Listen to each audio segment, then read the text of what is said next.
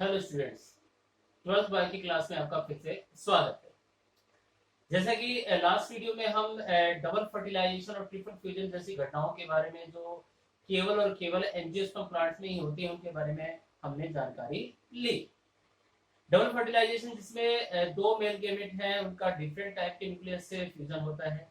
यानी आप देखते हैं कि एक मेल गेमेट है वो एग सेल से फ्यूज होता है, जबकि दूसरा जो मेल गेमेट है वो सेकेंडरी न्यूक्लियस जो होता है उसके साथ फ्यूज होकर एक ट्रिप्लोइड स्ट्रक्चर जो है प्राइमरी जो एंडोस्पर्मिक जो न्यूक्लियस उसका फॉर्मेशन करती है, जिससे एंडोस्पर्म का फॉर्मेशन होता है।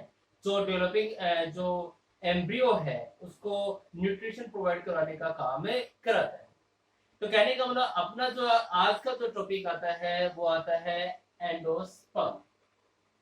लेकिन एंडोस्पर्म पढ़ने से पहले हम ये जरूर जानना चाहेंगे कि डबल फर्टिलाइजेशन का सिग्निफिकेंस क्या है, यानी सिग्निफिकेंस ऑफ डबल फर्टिलाइजेशन क्या क्या होंगे वो जानकारी लेते हैं।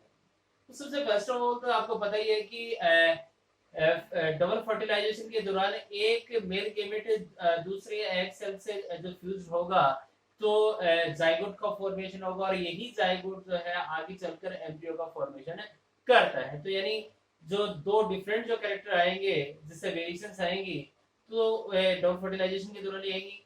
साथ साथ में अगर आप देख रहे हैं कि इसमें डबल फर्टिलाइजेशन के दौरान जो एंडोस्पर्म बनता है वो डेवलपिंग एम्ब्रियो को न्यूट्रिशन भी प्रोवाइड कराएगा। तो यानी कहने का मतलब है न्यूट्रिशन प्रोवाइड कराने के लिए ये जो डबल फर्टिलाइजेशन का होना बहुत जरूरी है।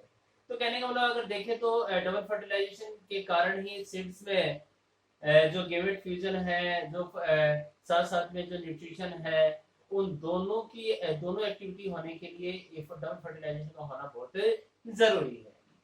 तो नेक्स्ट जो टॉपिक अपना जो हम बात कर रहे थे वो आता है एंडोस्पर्म।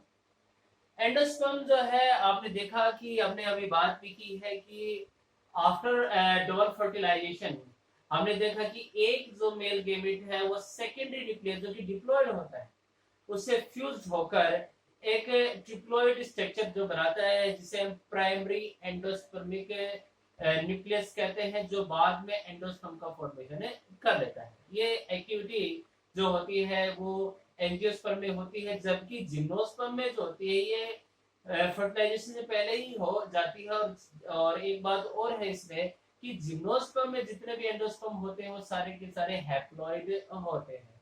यानी कहने का मतलब ट्रिप्लोइड जो एम्ब्रियो से सॉरी एंडोस्पर्म है वो केवल और केवल एंजियोस्पर्म में ही पाया जाएगा।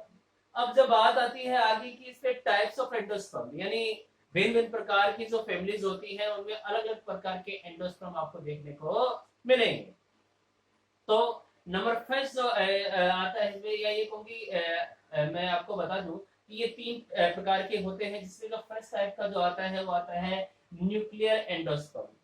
न्यूक्लियर जो एंडोस्पर्म है यानी केंद्रीय के भ्रूणपोष जिसको कहते हैं, एक्चुअली ये देखा जाए तो ये ऑक्सिस्पोरा है, क्रोटेलेरिया है एटसेट्रा। साथ साथ में जैसे आपने कोकोनट मिल्क जो है नारियल का पानी जिसे हम कहते हैं, वो अच्छा खासा उदाहरण जो होता है वो केंद्रीय के भ्रूणपोष का ही होता है।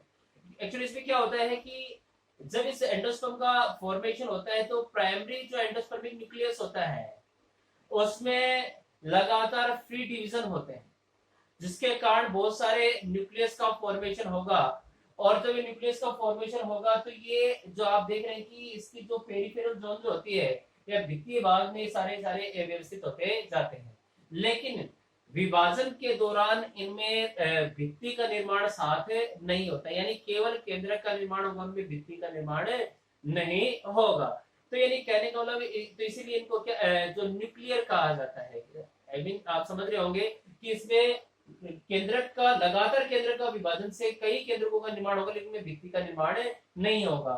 लेकिन बाद में कुछ समय बाद में आप देखेंगे कि इनके ऊपर भित्ति का निर्माण भी होना प्रारंभ हो जाता है। यानी जो केंद्रीय भ्रूणपोष था वो बाद में कोशिकीय भ्रूणपोष में यानी सेलुलर एंडोस्पर्म में कन्वर्ट हो जाता है। तो यानी कहने का मतलब शुरुआत में ये न्यूक्लियर होते हैं, उसके बाद में ये सेलुलर हो जाते हैं।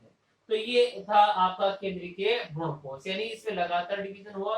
लगातार डिवीजन हो जाने से कई सारे न्यूक्लियस बने, जो इसकी जो सेंटर में जो रिक्तिका पाई जाती है इसके परिधीय भाग में ये सारे केंद्रक विकसित हो जाते हैं। लगभग अगर देखा जाए तो 56% जो एंजियोस्पर्मिक जो फैमिलीज होती हैं उनमें इसी प्रकार का एंडोस्पर्म पाया जाता है। नेक्स्ट जो आता है आप देखेंगे कि आता है सेलुलर एंडोस्पर्म।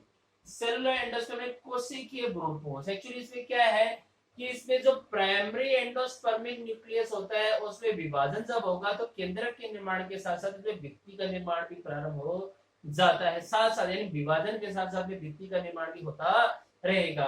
तो इसका मतलब यही है कि ये शुरू से ही यानी प्रारंभ से ही कोशिकीय रहता है और अंत तक ही कोशिकीय रहेगा, यानी इसमें केंद्रीय की अवस्था नहीं होगी जिस प्रकार से हमने केंद्रीय के एंडोस्पर्म में देखी थी। तो यानी कहने का मतलब विभाजन जब होगा केंद्रकों का तो उसी समय में भित्तियों का निर्माण भी प्रारंभ होता जाएगा। अब बात जब आगे आती है इसमें इसे एक स्पेशल चीज और देखने को मिलेगी। आप ये देखेंगे कि इसमें जो सुकर्स हैं सूचकांक का निर्माण भी हो जाता है। ये सारे जो कैरेक्टर जो होते हैं वो सेलुलर एंडोस्पर्म में देखने को मिलते हैं। अब बात करते हैं कि एग्जांपल्स की। आप देखेंगे कि इसमें कुकुरबिटेसी है, मैग्नोलिया है, ये कुछ एग्जांपल होते हैं जिनमें इस प्रकार का एंडोस्पर्म देखने को मिलता है।